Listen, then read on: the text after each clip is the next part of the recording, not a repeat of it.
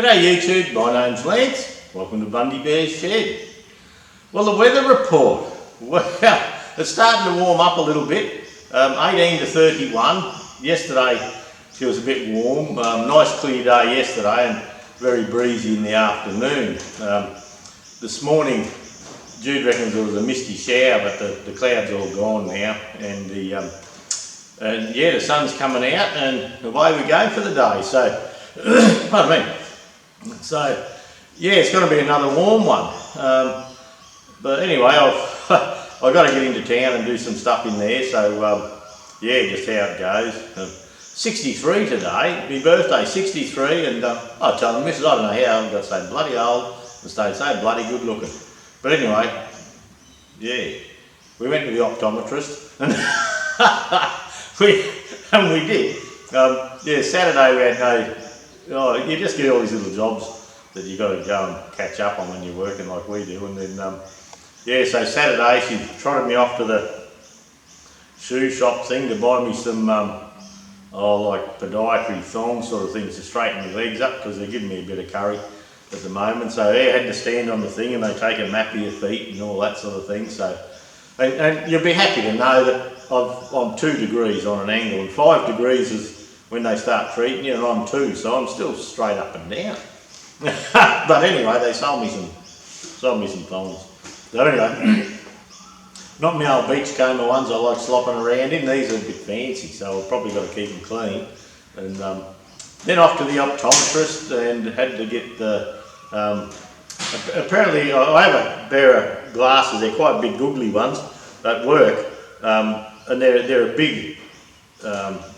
a big glass, so I can see the top of my screen and see down on the desk. And yeah, so you're not, well, they're single focus actually, so when you get your multi-focus, sometimes I find if I've got them on, my outside glasses on, I've got my head tipped up to have a look at the computer just to get it in that right spot. So I have a pair of office glasses, so and they're over 4 years old, so they've had a bit of a change to the prescription, so there'll be new glasses coming, sign of old age, eh? And I'll go in again early next year and get some upgraded sunglasses. They were saying that they can see a little bit of damage from the sun and that from being outside, so I should try and wear sunnies whenever I can. So anyway, I do wear them a bit, but yeah, not as much as I should. So part of getting old, I suppose. Not to worry. I suppose it's a thing that some people don't get lucky enough to have, getting old. So we'll just see. You notice the focus on the last couple of videos. I've been really struggling with it, and Plasma Dave was saying there might be his engine here, but it's sort of behind me, and I'm using the Nikon camera today, and I haven't adjusted the focus at all. I've put the camera further back, and what I can do, I was thinking that I sort of put it back and I bring it in, so I've got the top of those signs up in there. The top of those signs about level with the top of your screen. So today I've put the camera back further, I've left the focus normal, and I can actually bring the focus in my software. I can hone in on one little area of the screen if I choose to. So I'm trying for that. The sound quality, it depends. On one of my computers at work the sound's a little bit muffled, and the other computer it sounds fine. So I've put the microphone down a little bit further, and we're going to try that, and I'll have a bit of a fiddle on the software when I get to work this week. But yeah, see how we go. Through the week we got cleaned up by the OH&S, workplace health and safety people come in for a visit, and we're only an office, and on some of the stuff, when we used to pull a few tractors apart years ago, we got put in as a wreckers, and they were running around doing wreckers, and they were on their way back from Gayndah, which is 100 k's or so west of us here, and they thought, oh, there's a wrecker in Bundy Bear, Queensland Tractor Spares, we'll go and have a look at them. So I'd come home, working with this bloody cylinder. Took me a couple of afternoons to sort this thing out, and we'll talk about that. And pardon me. And yeah, next thing I got Jude on the phone, she says, oh, we've just had workplace health and safety come through the place. And I said, oh shit. And she says, oh, they're pretty good, pretty, nice chatty people. And they were pleased with how clean the place was. And, we had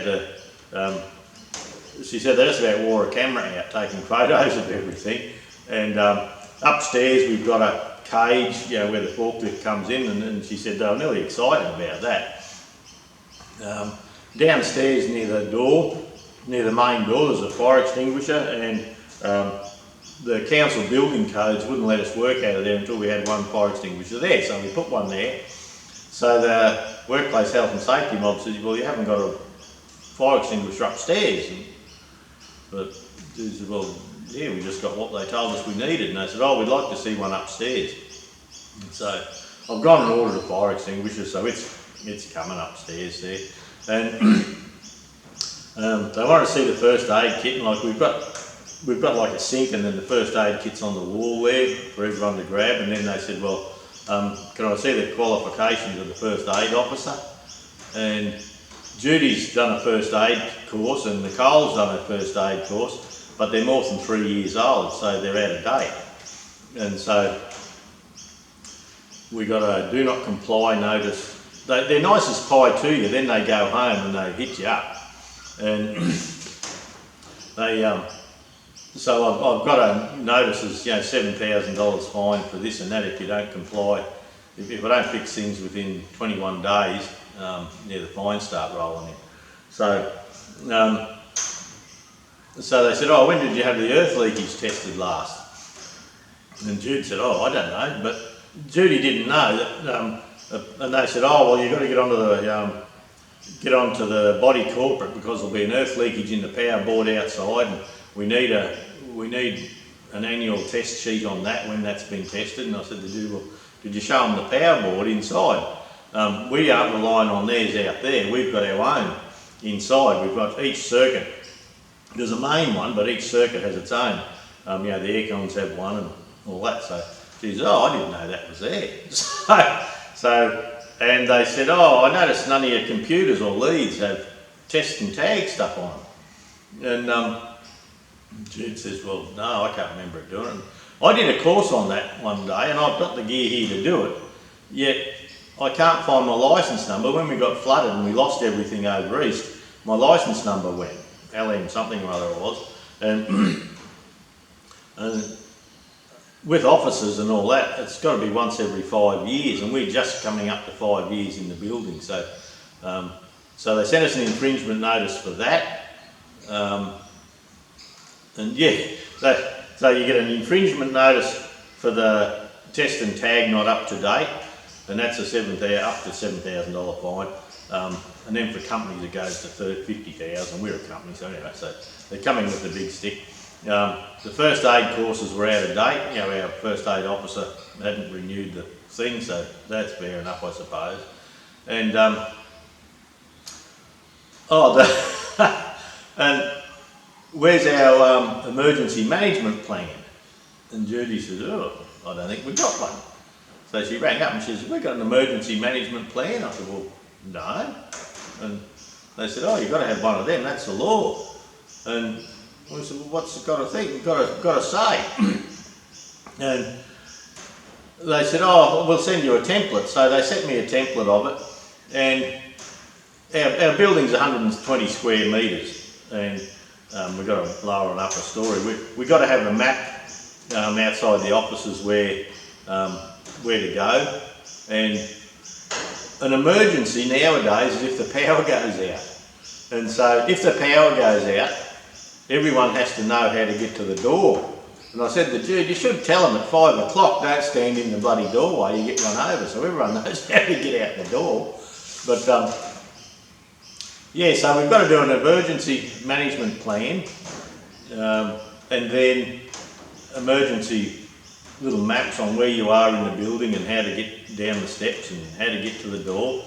And then we've got to pay someone to train people on how to get out the door if there's an emergency. And the emergency can be a fire, but if the power's out, how are people going to find their way out?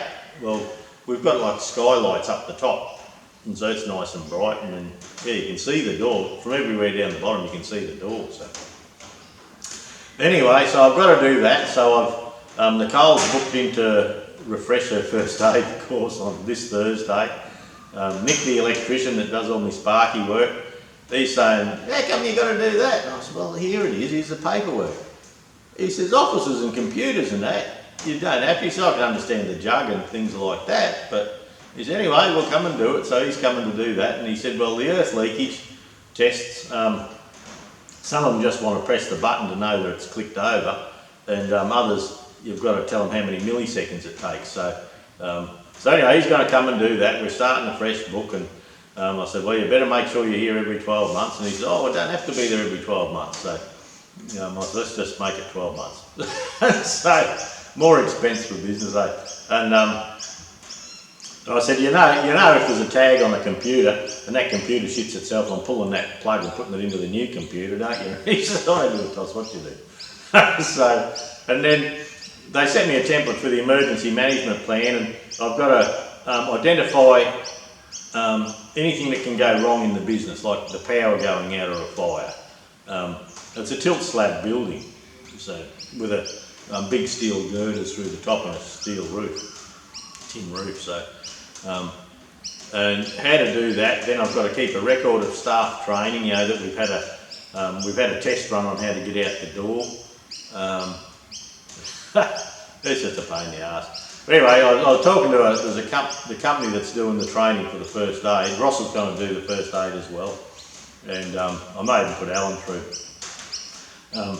Because Jude and I come and go a little bit, so there's not much use us having it. Yeah, we don't need to, but anyway, so we're going to do that to stay out of jail. And yeah, this bloke's coming back with a price on writing up the emergency management plan. And he said, well, the guy said, well, can I have an approximate on price, please? And he said, oh, well, I can't just pull it out of my head. He said, I'll have to come and have a consultation, so there's money. Have a look at the site. And I said, well, there's 5 people in there at the moment. There's 120 square metres on 2 stories, and the actual floor area is 236 square metres. And I said, we're just an office complex with spare parts, spare parts shelving, non-flammable. There's a bit of oil down the front near the front door, that's it. And oh, well, I'll get back to you with that. But anyway, I've been waiting a couple of days now. Haven't heard back from old mate, so and I can ask for an extension with that if if I've got someone doing it and they're coming along with it. So anyway, we'll see. So yeah, no shed work much this week. It's just been one of those bloody weeks. Yeah, and then Indy wanted to buy this valve grinder, and I told him years ago I'd sell it to him one day. So he wanted that, so I had to shift everything to get that out. Then the engine, I'll have to get that down while the shed's still a mess. And the shed's getting a big bougie at the moment, but we've got there's a heap of wood there I've been saving. We're going to get that outside because I get that much of it now. Yeah, it's just too much. So, yes, so with that happening in there, so I had to get into work and try and sort that stuff out and get things booked in and things happening. And so with the OH&S violations and the Indy coming to get these parts, and then at 6 o'clock I'm telling him to go home. I'm saying, yeah, you better go home, Indy. I'm going up the shed and up the front. So. And then this cylinder. Now, this cylinder, I went and got a bolt for the end through here, and we've welded a bolt on the end. It's not for the road, it's just for a Deutz tractor. Now, there's a parts breakdown. I spoke to John at South Burnett Tractors, and he sent me through a parts breakdown, and under this gland nut on the end there that was going round and round and round, between this nut here that holds the gland in place and the inner, there should be a little Allen screw, a little Allen head grub screw.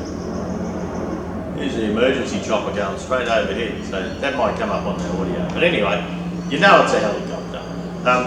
So, yeah, to hold this nut in place with the gland inside, there's supposed to be a little Allen key, Allen screw, grub screw goes straight into there. So the it's not there. So actually I might have, oh no, it's on its way away now. Yeah, so it's not there, so I polished it up and I'm turning it round and round and it's just going round and round easily. And I'm thinking, what am I going to do here? So, and I could actually turn it with my fingers.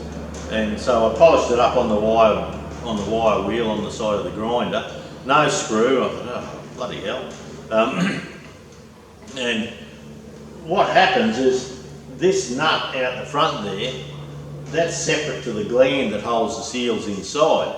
And what has to happen is this nut has to come off the gland, then the gland has to be pushed down into the cylinder and we undo the wire, click the wire out and then pull the gland out. But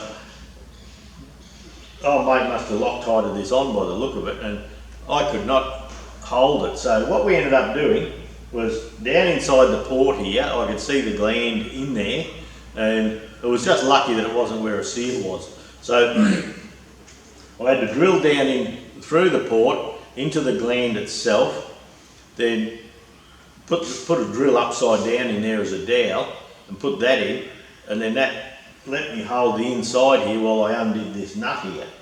And like I say, that nut hasn't got the grub screw in it that it's supposed to have. So it come off, then we pushed the gland in, undone the clip, pulled the whole lot out, polished it up best we could, got the 18 by 1.5 bolt that fits the steering knuckle here, beat all this out, welded it on, then reassembled it, yeah, so put it all back together again and then, yeah, had to put the pin in here to hold it up and you can't turn it now, it's quite solid, so the load had come off that wire and I was letting that turn, so I think it's good. I told JD, my mate that I'm doing it for, yeah, I think she's good to go. The seals look really good, so I haven't replaced them, but now I've set it up like that.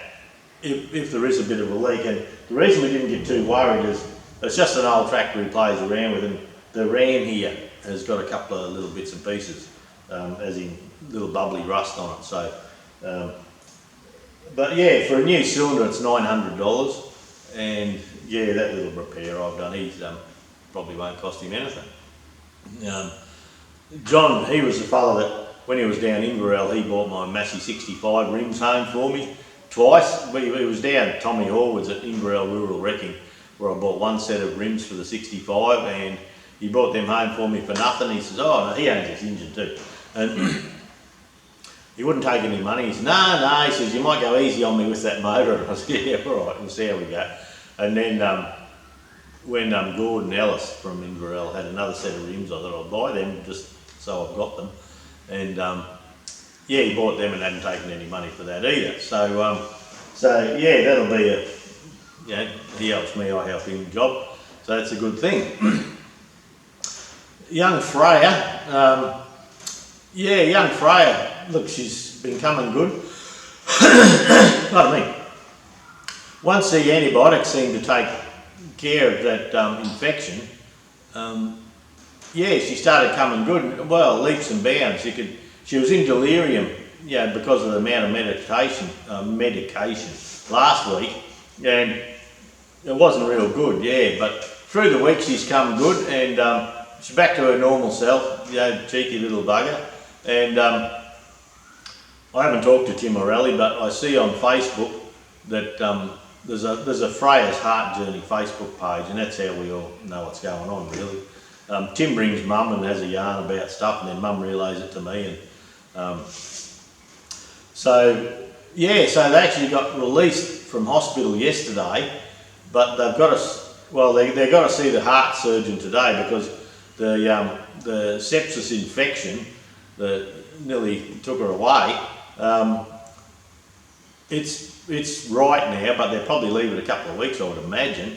But she still has to have the open heart surgery, so they're not out of the woods yet. But look, she's back to normal, back to being cheeky chops and yeah, chatting away and walking away. Because the other day, you know, little goals like, you know, she took some steps because she hadn't walked in a couple of weeks with what was going on. So yeah, they got her walking again, and she's up having a ball. So so they're still at Ronald McDonald House. yeah, Ronald McDonald House, great charity. You know, they can go down there. It's near the hospital. Doesn't cost them anything to stay. It just takes another worry out of the whole show for them. So, yeah, it's a great charity. We used it when Adele was little one time too, so it's been going a long time. So yeah, Freya's fighting along at the moment. Yeah, good as gold, but they still have this heart surgery, you know, the new valve and all that to deal with as yet. So with the sepsis, it was refined to a bowel, a waterworks, and even though it affects the rest of the body, the fighting it, they're sort of lucky it got contained there. So anyway, that's good news. So yeah, a bit of good news, but yeah, whether Tim and Ellie are coming home or what they're doing, they've got to talk to the heart surgeons and see, and then I sort of reckon if there's 2 weeks between the operation, get back home and get back to work and grab some money and pay the bills and do all that sort of thing, and then worry about the next one in a couple of weeks or a month or whenever that happens. So there still has to be a hard op and sort all that out, but one thing at a time. So she's coming good out of that first one, and that was just a pothole in the road. It wasn't a planned thing at all. So there you go. But well, pardon me.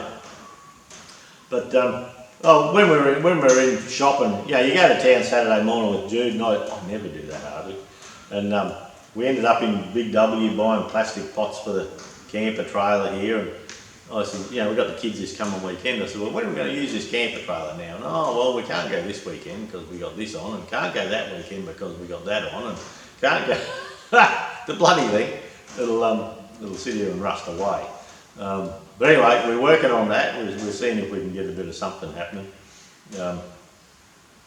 We spent a bit of time at Tim and Ellie's house while they're not there, and I'll actually try and remember to take a little bit of footage. I spent 3.5 hours just sanding half of the front door yesterday, and I'm off in there now.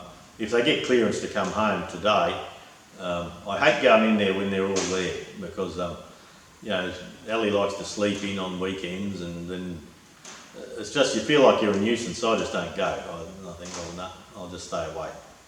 And so while they're not there, I've been trying to get this front door sorted out, and yeah, been into Bunnings to buy extra paint.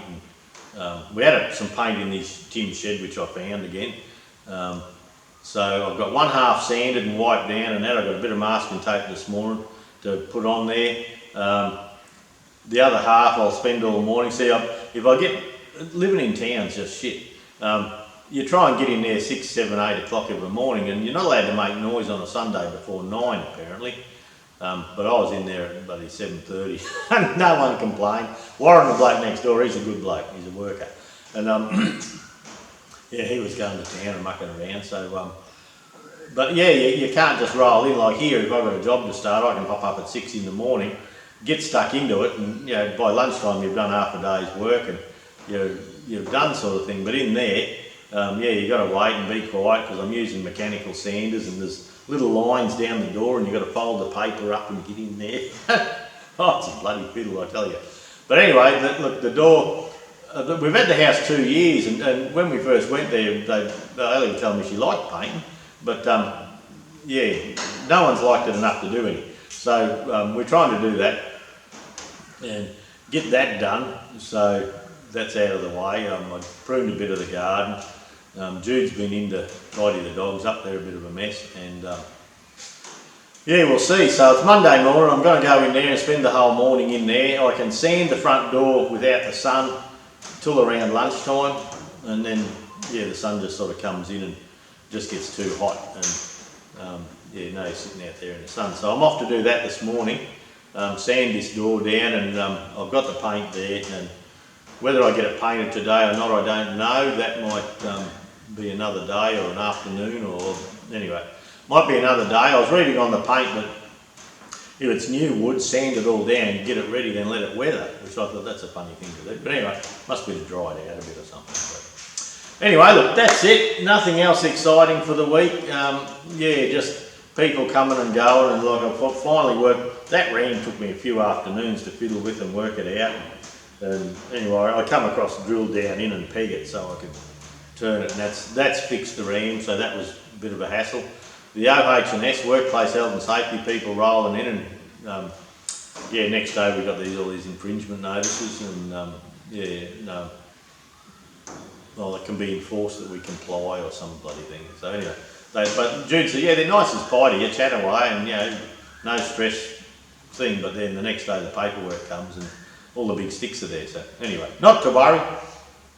I probably should have had the test and tag done, but anyway, it was just one of those things that didn't get round to it. Yeah, and the emergency plan, well, I didn't really know I had to have one. Being a little business, like 120 square metres, and you know, like the counters here and the doors there, and I've got to train people how to get from here to there if the lights go out. Well, it's a big glass door and you can watch the cars go past. So anyway, apparently I've got to have it, so that'll be a couple of $1,000 getting that written up, I'm sure. But anyway, that's my worry, not yours. Have a great week, everyone. Catch up next week. I've just gone for a walk around Goldie, and Goldie's sold apparently. We haven't seen any money, but the fellow reckons he said send an invoice, I'll pay it in full, and that was a week or two ago. But they're trying to get a truck up here from Victoria to pick Goldie up and put into their collection. So yeah, that'll be all right. The John Deere's got to go yet, and possibly the TEA 20 that we did the series on in here. I'm a bit cautious about selling that one yet because I haven't got another tractor going well enough to run the saw bench. But I do have Grumpy Dave's old 35 with a new engine kit in it. Like it's new donk in it. But I just got to make sure I've got a good 35 belt pulley to run it, and then it can go. So yeah, we're trying to clean out, move a few along, and it seems to be slowly coming together. So we'll work it out from there. Yeah, see what happens, eh? All right, have a good week, everyone. We'll catch you next week. Okay, there's Goldie. Now you notice Goldie's got no roof on it. I mentioned in the stews a little while ago that I was going to move a couple of tractors along. Anyway, a fellow Aaron got onto me and said, well, he'd like to buy it. So we've settled on a price. He didn't want the canopy. You can see that the canopy's taken off. The canopy's taken off, so it's just the plain roll frame.